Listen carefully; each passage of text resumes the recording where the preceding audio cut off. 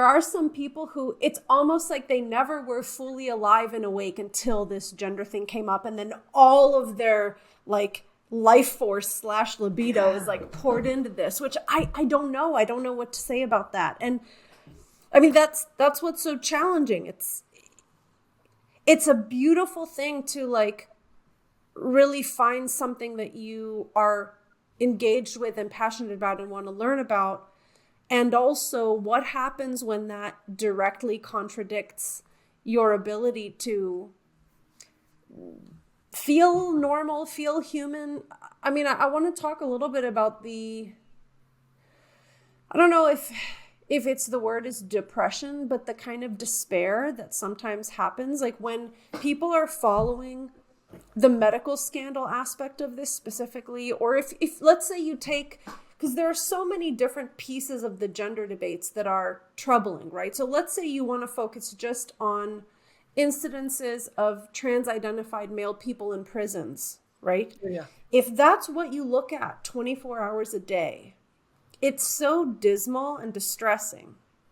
And it can lead people into a very, very dark mental space. Mm-hmm. And it's not that those instances don't deserve like a great deal of focus and attention, because they do. But I'm reminded of times when like I was really, really into radical feminist analysis, and particularly the way that pops up on social media. I was just getting like feed after feed of like horrific stories of abuse of women, horrific. And it just warped my perspective so much that I was like seeing that trauma everywhere around me all the time when really it wasn't there, you know? So I do wonder, and I'm no longer in that space mentally, thank God, but like I do wonder, people who get really obsessed with like one or two aspects of the kind of gender wars, do they fall into this really dark hole where they're actually kind of warped? And maybe they are seeing like nefarious purposes when maybe it's more complicated than that. Or maybe it's not as like evil as they think it is. You know, I'm trying to be careful here, but do you see where I'm going? I see where you're going, and I'm going to push back a little bit, but I do see where you're going.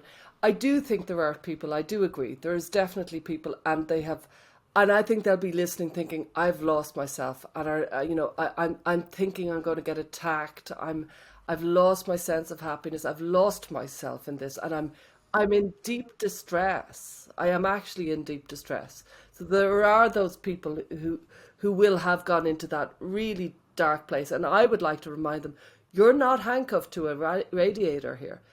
You can free yourself. You can go and hang out with an old friend, and it might be a bit boring and it won't be as intense and they won't understand lots of things, but you can rehabilitate towards, like I say, kind of boring normal life. And it's almost like the way gangsters sometimes talk about how they don't want to go back to ordinary life. Do you know what I mean? Because it was so compelling living the life. If you live in a very intense way, to go back to ordinary, let's go for a coffee and shoot the breeze about kind of non-events, it's not attractive. It's a little bit deadening. And I think that's happening a little bit. However, to push back, the reason why I'm talking to you and why you're talking to me is because something horrific has happened. And the silencing of debate around the horrors that have happened has kept me talking about it. And every time you kind of peel this onion, you find deeper and deeper awful events that it's genuinely one of actually the most shocking phenomenon of my life. I haven't come across something that's equivalent. You know what I mean? The kind of the silencing, the capturing of institutions, the capturing of policies, the kind of the capturing of ordinary people, the extraordinary down is up and up is down.